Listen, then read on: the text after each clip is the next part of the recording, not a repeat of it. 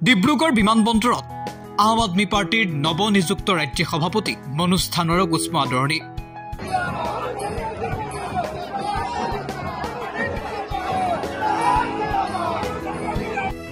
আম আদমি পাৰ্টিৰ ৰাজ্যিক সভাপতিৰ দায়িত্ব গ্ৰহণৰ পাছতেই ডিব্ৰুগড়ত উপস্থিত মনোজ ধানোৱাৰ।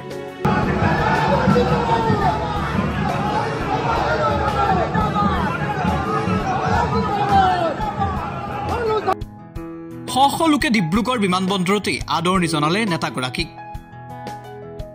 প্ৰথমেই চাওক এই খবৰ দৃশ্য।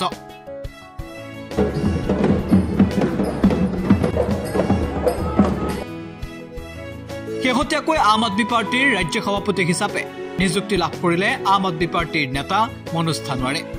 আৰু তাৰ পাছতেই আজি পুৱাৰ ভাগত ডিব্ৰুগড়ত উপস্থিত হয় আম আদমি পাৰ্টিৰ নৱনিযুক্ত ৰাজ্যিক সভাপতিগৰাকী। আৰু তাৰ পাছতেই ডিব্ৰুগড় বিমানবন্দৰত উখল মাখল পৰিৱেশ।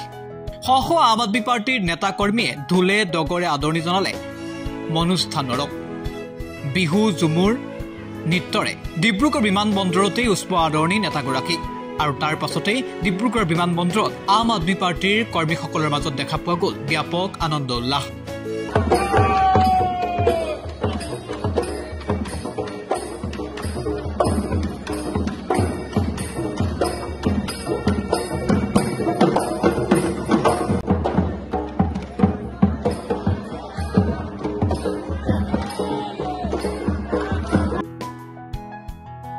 ডিব্ৰুগড় বিমানবন্দৰত উপস্থিত হৈ সংবাদ মাধ্যমৰ আগত কেইবাটাও গুৰুত্বপূৰ্ণ মন্তব্য আগবঢ়ালে আম আদমি পাৰ্টিৰ নেতাগৰাকীয়ে।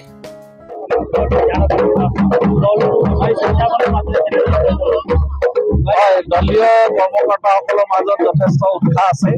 তেওঁলোকে দৃঢ় বিশ্বাসী যে আগন্তুক দিনত অসমৰ ৰাইজক আমি এটা বিকল্প ৰাজনৈতিক দল আম আদমি পাৰ্টিৰ ৰূপত আমি দিব পাৰিম। আৰু যিটো আমি উন্নয়নৰ ৰাজনীতি কৰোঁ, যিটো আমি দুৰ্নীতিৰ বিৰুদ্ধে আমি যিটো ৰাজনীতি কৰোঁ, সেই ৰাজনীতিটো ৰাইজে আঁকোৱালি ল'ব। আৰু আগন্তুক দিনত গাঁও পঞ্চায়তৰ নিৰ্বাচনত আমি প্ৰতিটা ৱাৰ্ডতে কেণ্ডিডেট দিবলৈ আমি তৎপৰ হৈ পৰিছোঁ। আৰু পঞ্চায়ত নিৰ্বাচনত আমি অংশগ্ৰহণ কৰিম। আৰু তাৰ পিছত বিধানসভা 126টা সমষ্টিতে আমি প্ৰস্তুতিৰে আগবাঢ়ি যাম। বিৰোধী ঐক্য মঞ্চ আছে, বিৰোধী ঐক্য মঞ্চৰ লগত আমাৰ আন্তৰিকতাটো থাকিব। কিন্তু আমি যিহেতু আজিৰ দিনত ঐক্য মঞ্চত নাই, আমি আগবাঢ়ি যাম। বিধানসভা নিৰ্বাচনৰ আগমুহূৰ্তত যদি বিৰোধী দলসমূহৰ লগত কিবা আলোচনাৰ প্ৰয়োজন আছে বুলি ৰাইজে বিবেচনা কৰে, তেতিয়াহ'লে নিশ্চিতভাৱে আমি আলোচনাত মিলিত হ'ম।